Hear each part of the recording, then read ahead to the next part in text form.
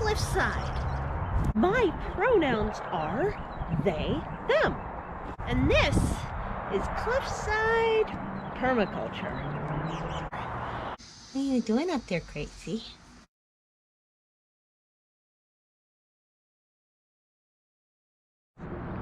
Hi, Jens.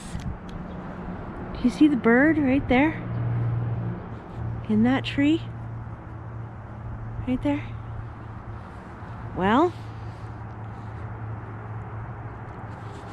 pretty sure that's a young, like a juvenile red-tailed hawk. Pretty sure. Because I just saw that bugger real close. Because when I came out the door, it went whoosh and then into the tree. I don't know where the little bird was roosting. Isn't that cool? And now the bird's gone. I thought I'd make it short, and I think bird heard me. It's really cool having birds of prey all the way up here. Because when they're flying and looking around and doing stuff, they're right at eye level. It's really cool. So, yes, I've been kind of MIA a couple days. Sorry. The reason I've been MIA a couple days, oh look, there's a barge going under the bridge. Can you see it? Is because, well, I just kind of felt a little under the weather. My immune system's kicking in. The shot's doing really good work, and yeah, it was work days. I took the day off afterwards. I'm real glad I did. And then, you know, pretty much the day job took a lot of my energy, so I just figured I'd let it. That's fine.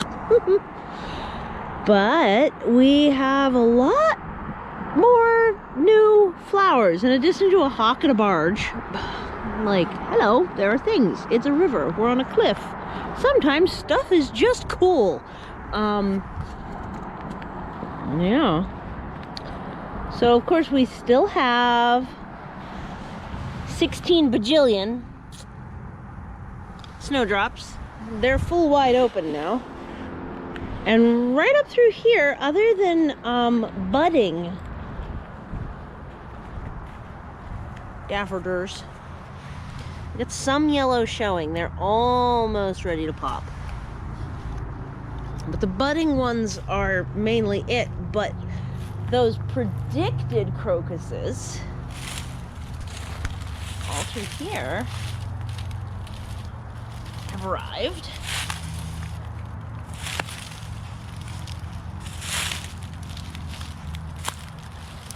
Until the shade. So these will continue to unfurl going up that whole row.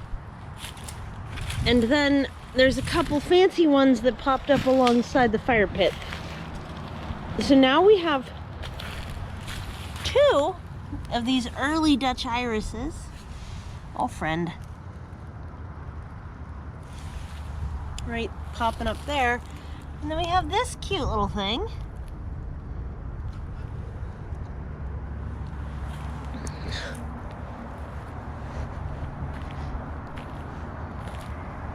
So these are giant crocus, and in general,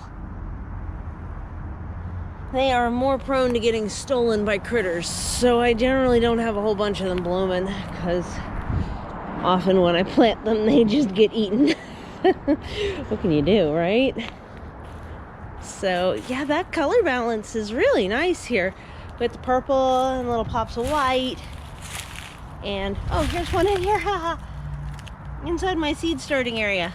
Okay, that's cool too. So far, this is the most open one we're seeing. This swath is a bulb mix. There are tree lilies mixed in from here on out. I didn't put any here because this is like where I sit on my porch when it's raining to watch the thunderstorms, and I don't want to block my view. You can see that I pulled up the plastic here. I didn't record it, I just did it, right? But I put down a whole bunch of wood chips leading up to the shed, which, yeah, my shed needs a lot of maintenance, like, whoa. These ones are still going. These were the first ones. I think the heat, the solar gain of the tire heated up the soil earlier, and so they came up a little faster. And then we got the trenches still about half full. Like I said, I didn't do much out here the last few days. But we got these. Much more. That's just like one little random cluster that's up there. Let's see, whole bunch more purple alongside the porch. Little peaks of yellow. Oops, shadow. We've still got these little yellow guys. And then we got the distribution.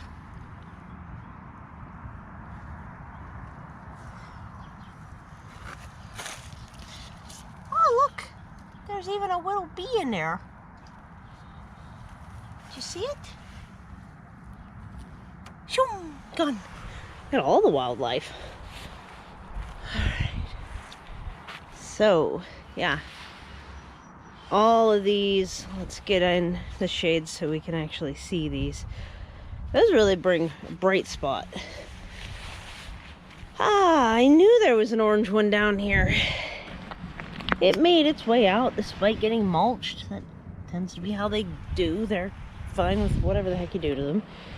And then the yellow ones up in here should still be fine. Where are you, friends? Maybe they're... Wasn't there a yellow one here somewhere? Oh, they got ate. They got eaten. And this one will probably... Yeah, that one's going to be purple, I can tell. And there's a little tiny yellow one right in there. Along with some, oh dear, there's some weed chives. I call these weed chives because to me, oh my gosh, they are too much. A couple of bulbs coming up in the places that I didn't fully stack in the soil for exactly that reason. Yeah. From basically the snowdrops on, there's no time when there aren't flowers. There's constantly flowers from the snowdrops on. I think this cluster is about ready for me to decide on where it needs to go on a more permanent basis, because that needs transplanted. Oh, good. I suspect that this one is the native iris. It was growing naturally, or at least prior to me being here, so, you know, it could be the history of the house, but it was underneath that oak in the front. I never got to see it, and I transplanted it into a couple different bunches, but I found out it really, really wants shade. And because I put it here, it's doing really good, whereas the one a little farther forward that's in the sun, it's not so happy. So I learned that about it. Hopefully it'll divide real well and continue to flourish. And yeah, that's a lot of purple right there. Yeah, there's no fully open daffodils yet. The most open daffodil is indeed this one right up here. Oh, good. What happened to you? Why'd you fall? Okay. There are... Okay, this one got nomped. That got ated. Chomped right off. But see how pretty they are. And then I think that's either the stalk of it or it's another one coming up. But there's a few more of those early spring. Oh, this I need to poke a hole in because this has got seeds in it. I put some Tangelo, which is like a tangerine and something else crossed, and I really, really like the taste. So I need to find something pokey and poke a hole through the bottom. And I also I'm not entirely sure if I very badly damaged my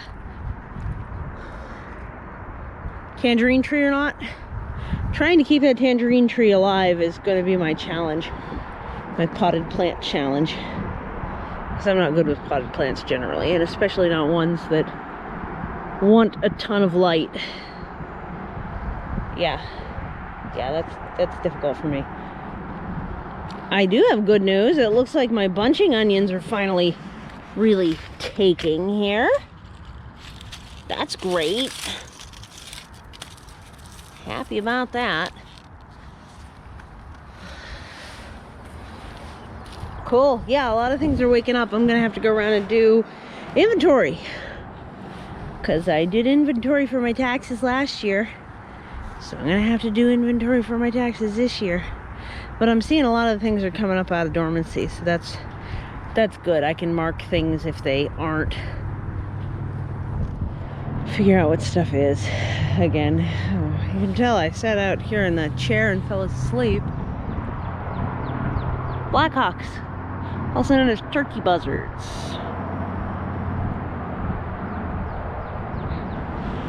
Yeah, so there's like my tissues, also known as rolled toilet paper. It's like I left out in the rain because who's a hot mess right now? Oh, it's me. That's me. I am. It's okay. It's okay.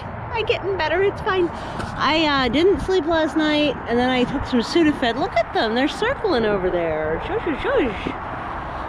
Just flying all around, friends. What you doing? You left your pals. Your pals are over there. Oh, here comes one of your pals. They're really quite majestic. They are carrion eaters, but you know, they're not the ugly bald-headed things. They're glorious hawk-shaped creatures. They're really quite amazing. And they clean up crew too. That doesn't hurt either. Yeah. So yeah, I got no sleep last night, and then I gave up at 7 a.m. and then I took some Sudafed, which usually makes me super awake, and then I finally got to sleep. It's because my ears were troubling me. Troubling ears. It's okay. You know, my immune system's doing good work. It's busy. But yeah, I feel a little bit better. A couple hours sleep is, especially a coffee nap. Whew. If you have not seen the science of coffee naps, I highly recommend looking it up. It's wonderful. If you can lay down for 20 minutes after having some coffee, the caffeine clears the tired chemicals out. Oh, that's their sound. The caffeine clears the tired chemicals out, and then the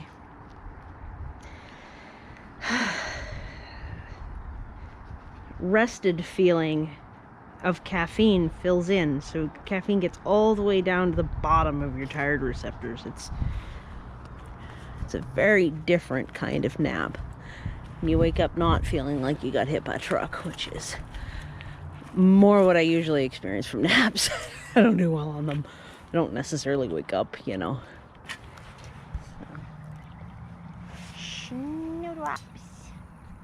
So many. And there's daffodils coming up underneath, beside, around them. Yeah, if you ain't been here for spring yet, just you wait. This place is bonkers. You'll see.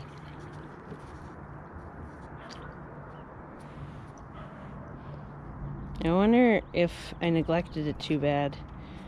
I wonder if my pond lily's coming back. There's certainly a lot of algae in there. Put the crumbs in for the mosquitoes.